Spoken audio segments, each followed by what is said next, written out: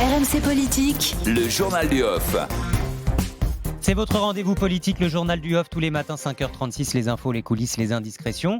Le service politique d'RMC. Bonjour Paul Barcelone. Bonjour à tous. Bonjour Paul. La République en marche, déjà en ordre de bataille pour 2022, c'est le off du jour. Emmanuel Macron entretient encore le mystère et selon nos informations, cela risque de durer puisque à ce stade, le chef de l'État n'envisage pas de se lancer officiellement dans la course à la présidentielle avant que la France ne prenne la présidence de l'Union européenne.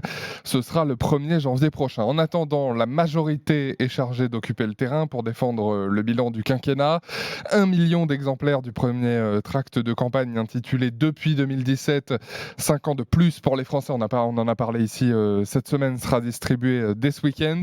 En octobre, La République en marche va aussi lancer une consultation des Français sur le même modèle que la Grande Marche de 2016 pour faire le diagnostic du pays et compiler de premières propositions de campagne présentées en décembre. Objectif, dixit un supporter du président, préparer la piste d'atterrissage pour la déclaration de candidature d'Emmanuel Macron. À droite, opération séduction des députés Les Républicains pour Xavier Bertrand. Et cela a commencé hier soir par un dîner avec tous les ténors de la droite. La photo a évidemment savamment fuité sur les réseaux sociaux.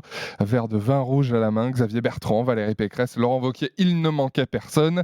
Le président de la région Hauts-de-France remet le couvert ce matin à 8h15 à Nîmes à l'occasion des journées parlementaires des Républicains. Il y a des gens qui m'en veulent, c'est ma famille politique, mais je ne veux pas faire sans LR et j'ai envie de travailler avec eux, lâche en privé Xavier Bertrand.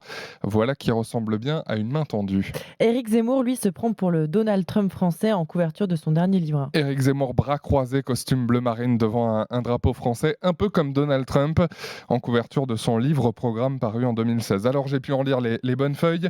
Le livre d'Éric Zemmour débute par un échange avec son fils, qui en dit long sur ses ambitions. Le diagnostic, tu l'as fait.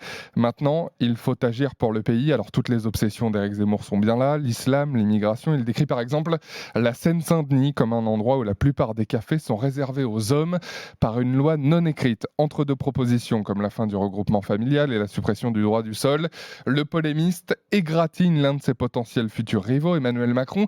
J'ai longtemps pensé qu'il était un Sarkozy en moins vulgaire. Je comprends qu'il n'est qu'un Hollande en mieux vêtu. Alors, la France n'a pas dit son dernier mot, c'est le titre du livre, sera publié jeudi prochain dans sa propre maison d'édition, Rubempré.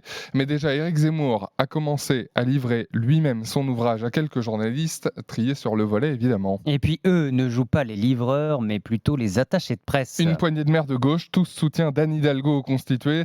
Un groupe WhatsApp intitulé sobrement Presse. Ils se sont répartis une liste de journalistes à contacter pour leur donner des infos sur la campagne d'Anne Hidalgo. C'est un peu artisanal, rigole l'un de ces maires qui nous a contacté lui directement par SMS et qui assume, c'est drôle, de se transformer d'un coup en VRP. Les VRP justement devraient avoir du boulot ce week-end puisqu'Anne Hidalgo a prévu d'officialiser sa candidature à la présidentielle dimanche matin. Et ce sera bien sûr l'objet d'RMC Politique, le La journal fin du d'un off. suspense insoutenable. Oh ben bien sûr, rendez-vous lundi, c'était Paul Barcelone.